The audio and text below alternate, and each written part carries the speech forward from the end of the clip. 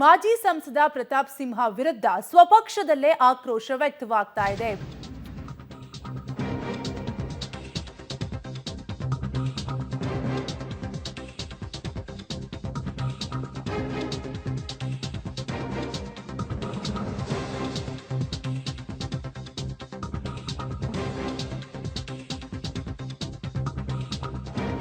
ಬಿಜೆಪಿಯಿಂದ ಮಾಜಿ ಸಂಸದ ಪ್ರತಾಪ್ ಸಿಂಹ ಉಚ್ಚಾಟನೆಗೆ ಆಗ್ರಹವನ್ನ ಮಾಡಿದ್ದು ಬಿಜೆಪಿ ನಗರಾಧ್ಯಕ್ಷ ಹಾಗೂ ಜಿಲ್ಲಾಧ್ಯಕ್ಷರಿಗೆ ಉಚ್ಚಾಟನೆಗೆ ಆಗ್ರಹಿಸಿ ಪತ್ರವನ್ನ ಬರೆದಿದ್ದಾರೆ.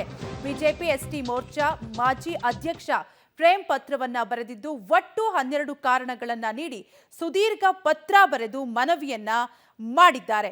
ಕಳೆದ ವಿಧಾನಸಭಾ ಚುನಾವಣೆಯಲ್ಲಿ ಮೈಸೂರು ಲೋಕಸಭಾ ಕ್ಷೇತ್ರಗಳಲ್ಲಿ ಪ್ರಚಾರ ಮಾಡಲಿಲ್ಲ, ಕೇವಲ ವರುಣಾ ವ್ಯಾಪ್ತಿಯಲ್ಲಿ ಪ್ರಚಾರ ಮಾಡಿ ಸೋಲಿಗೆ ಕಾರಣರಾದ್ರು. ಪ್ರತಾಪ್ ಸಿಂಹ ಅವರು ವಕ್ಫ್ ವಿಚಾರದಲ್ಲಿ ಪಕ್ಷದ ಬ್ಯಾನರ್ ಅಡಿಯಲ್ಲಿ ಹೋರಾಟ ಮಾಡದೆ ವಿಜೇಂದ್ರ ಅವರಿಗೆ ಮುಜುಗರ ಮಾಡಿದ್ದಾರೆ.